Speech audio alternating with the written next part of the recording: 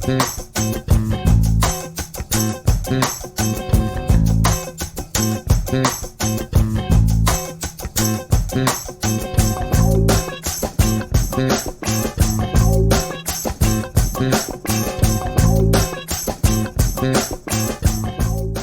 And welcome to everyone. இன்றைக்கி நம்ம பார்க்கக்கூடிய டாபிக் என்ன அப்படின்னு சொல்லி பார்த்தீங்கன்னா, electric field due to continuous charge distribution. Already இதுக்கு முன்னாடி கிளாஸில் நம்ம பார்த்துருக்கோம் force between two point charges என்ன அப்படின்னு.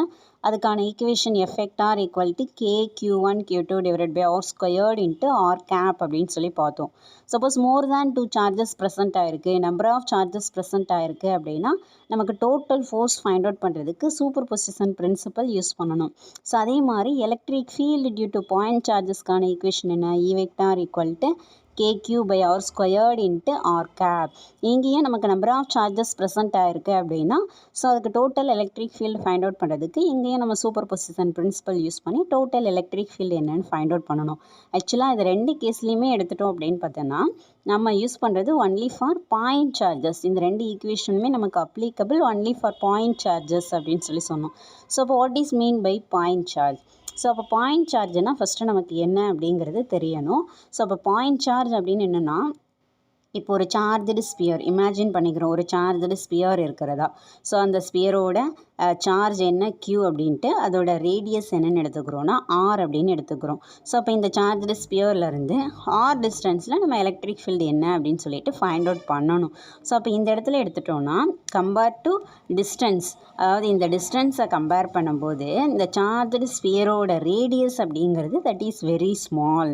ஸோ அப்படி வெரி ஸ்மால் அப்படிங்கிறப்ப இந்த சைஸ் ஆஃப் த ஸ்பியரை நம்ம என்ன பண்ணிடுறோம்னா இக்னோர் பண்ணிவிட்டு ஸோ இந்த சார்ஜடு ஸ்பியரை நம்ம we can consider as a point charge. So அதை என்னவா கன்சிடர் பண்ணிக்கிறோன்னா ஒரு பாயிண்ட் சார்ஜாக கன்சிடர் பண்ணிவிட்டு நம்ம எலக்ட்ரிக் ஃபீல்டுக்கான ஈக்குவேஷன் யூஸ் பண்ணுறோம், E equal to KQ by R squared அப்படின்ட்டு.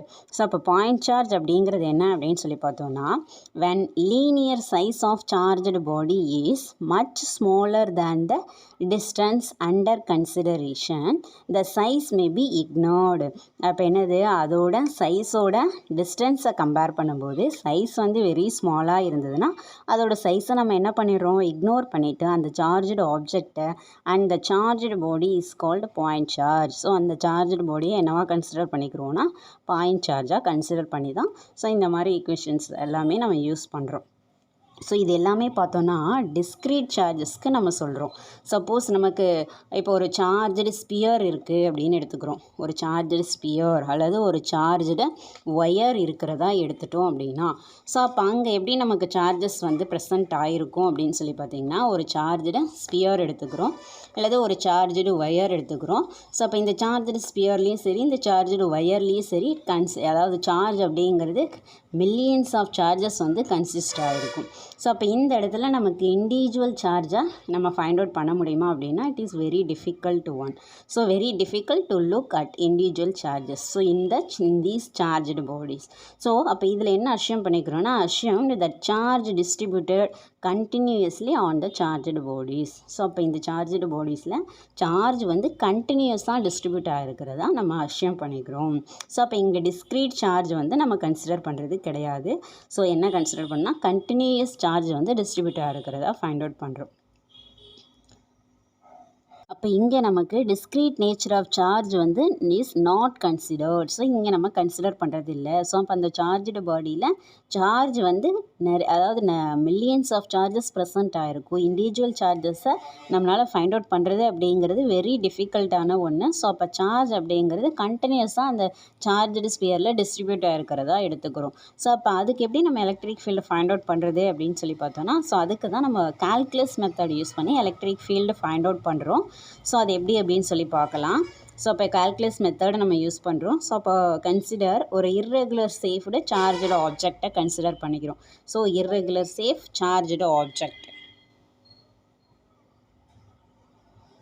இர்ரெகுலர் சேஃப் சார்ஜ்டு ஆப்ஜெக்டை நம்ம கன்சிடர் பண்ணிக்கிறோம். ஸோ இந்த இர்ரெகுலர் சேஃப் சார்ஜ்டு ஆப்ஜெக்டில் நம்ம நம்பர் ஆஃப் ஸ்மால் சார்ஜ்டு எலமெண்ட்டை கன்சிடர் பண்ணுறோம். தட் இஸ் இங்கே இருக்கக்கூடியது டெல்டா Q1, தட் இஸ் என்னது ஸ்மால் சார்ஜ் எலமெண்ட்டை கன்சிடர் பண்ணுறோம். டெல்டா Q1, ஸோ இங்கே டெல்டா Q2, ஸோ இங்கே delta Q3 up to n number of charge எலமெண்ட்டை நம்ம இருக்கிறதா கன்சிடர் பண்ணிக்கிறோம்.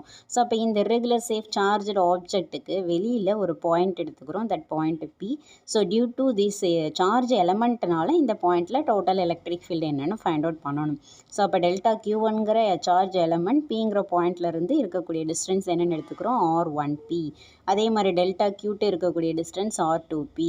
அதே மாதிரி டெல்டா Q3 இருக்கக்கூடிய டிஸ்டன்ஸ் R3P. அதே மாதிரி இதோட யூனிட் வெக்டார்ஸ் என்னென்னு எடுத்துக்கிறோன்னா R1P gap, R2P gap, R3P gap அப்படிங்கிறது அதோட யூனிட் வெக்டார்ஸ்.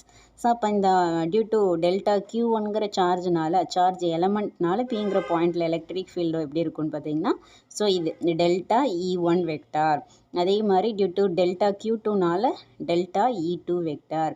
ஸோ அதே மாதிரி டியூ டு டெல்டா Q3னால டெல்டா E3 வெக்டார். ஸோ அப்போ டோட்டல் நமக்கு என்ன ஃபைண்ட் அவுட் பண்ணணும், திஸ் சார்ஜ் எலமெண்ட்னால total electric field find out பண்ணணும். ஸோ அப்போ ஒவ்வொரு இண்டிவிஜுவல் சார்ஜ் எலமெண்ட்டையும், that is delta Q1, delta Q2, delta Q3 இது எல்லாமே we can consider as a point charge. அப்போ இது எல்லாத்தையுமே பாயிண்ட் சார்ஜாக கன்சிடர் பண்ணி நம்ம இப்போ டோட்டல் எலக்ட்ரிக் ஃபீல்டு வந்து ஃபைண்ட் அவுட் பண்ணணும். ஸோ அப்போ எப்படி அப்படின்னு சொல்லி பார்த்தோன்னா, total electric field vector which is approximately equal to நம்ம கன்சிடர் பண்ணுறது அப்ராக்சிமேட்டாக தான் கன்சிடர் பண்ணுறோம், which is equal to 1/4 epsilon naught delta Q1 by R1P squared into R1P cap plus delta Q2 divided by R2P squared into R2P cap plus etc plus delta Qn divided by RNP squared into RNP cap. இது already நம்ம super position principle use பண்ணி தான் இங்கேயும் நம்ம find out பண்ணுறோம். So இந்த மாதிரி addition போயிட்டே இருந்தால் அதுக்கு என்ன யூஸ் பண்ணலாம், summation யூஸ் பண்ணலாம். So summation I equal to 1 to n delta Qi divided by RIP squared into RIP cap. So இப்போ நம்ம எடுத்துக்கிட்டது அந்த irregular safe charged ஆப்ஜெக்ட்டுக்கு total electric field find out பண்ணோம் இல்லையா. ஸோ இது வந்து அப்ராக்சிமேட்டாக தான் என்ன அப்படின்னு சொல்லிட்டு நம்ம ஃபைண்ட் அவுட் பண்ணணும். ஸோ சப்போஸ் இஃப் இந்த டெல்டா Q சார்ஜ்டு எலமெண்ட் எடுத்துக்கிட்டோம் இல்லையா, so the delta Q tends to 0, that is இந்த டெல்டா dQ அப்படிங்கிறத நம்ம என்னென்னு சொல்லுவோம் அப்படின்னு பார்த்தோன்னா, infinite small charge, very small charged element. அதாவது இந்த டெல்டா Q வந்து டென்ஸ் டு 0 அப்படிங்கிறப்ப இந்த டெல்டா Qங்கிறது termed as dq. அப்போ dqன்னு சேஞ்ச் ஆகுது. Delta Q tends to 0, that is very small எலமெண்ட்டாக இதை கன்சிடர் பண்ணுறோம் dq அப்படின்னு சொல்லிட்டு. ஸோ அப்போ டெல்டா Q டென்ஸ் டு 0 அப்படிங்கிறப்ப இங்கே இருக்கக்கூடிய சமேஷன் பிகம்ஸ் இன்டகிரேஷன் என்னவா நமக்கு மாறும்னா இன்டகிரேஷனாக மாறும். ஸோ அப்போ எப்படி ஃபைண்ட் அவுட் பண்ணலாம், E vector equal to 1/4 epsilon naught இது அப்படியே எழுதிக்கிறோம். So 1/4 epsilon naught summation becomes integration. So அப்போ இந்த டெல்டா Qங்கிறது இங்கே என்னென்னு மாறிடுது, dqன்னு மாறிடுது. எப்போ டெல்டா Q டென்ஸ் டு 0 அப்படிங்கிறப்ப. அப்போ dq divided by r squared into r cap, r squared into r cap. அப்போ இந்த dq அப்படிங்கிறது தான் நமக்கு என்னது, very small elemental charge, that is infinite small charge அப்படின்னு சொல்லுவோம். ஸோ அப்போ இதுதான் நமக்கு என்னது, கண்டினியூஸ் சார்ஜ் டிஸ்ட்ரிபியூஷனில் எலக்ட்ரிக் ஃபீல்டு ஃபைண்ட் அவுட் பண்ணுறதுக்கான ஈக்குவேஷன் என்ன அப்படிங்கிறது.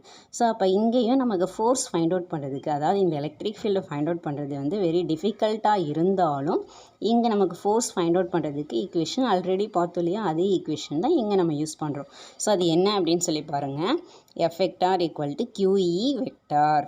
ஓகேவா, ரிமைனிங் நம்ம நெக்ஸ்ட் கிளாஸ் பார்க்கலாம். உங்களுக்கு இந்த வீடியோ பிடிச்சிருந்தா லைக் பண்ணுங்கள், ஷேர் பண்ணுங்கள், கமெண்ட் பண்ணுங்கள், சப்ஸ்கிரைப் பண்ணுங்கள், பக்கத்தில் இருக்கக்கூடிய பெல் ஐக்கானை கிளிக் பண்ணுங்கள். அப்போ தான் நான் போடக்கூடிய ஒவ்வொரு வீடியோவும் உங்களுக்கு நோட்டிஃபிகேஷனில் காமிக்கும். சப்போஸ் ஏதாவது டவுட் அப்படின்னா கமெண்ட் செக்ஷனில் கமெண்ட் பண்ணுங்கள். தேங்க்யூ.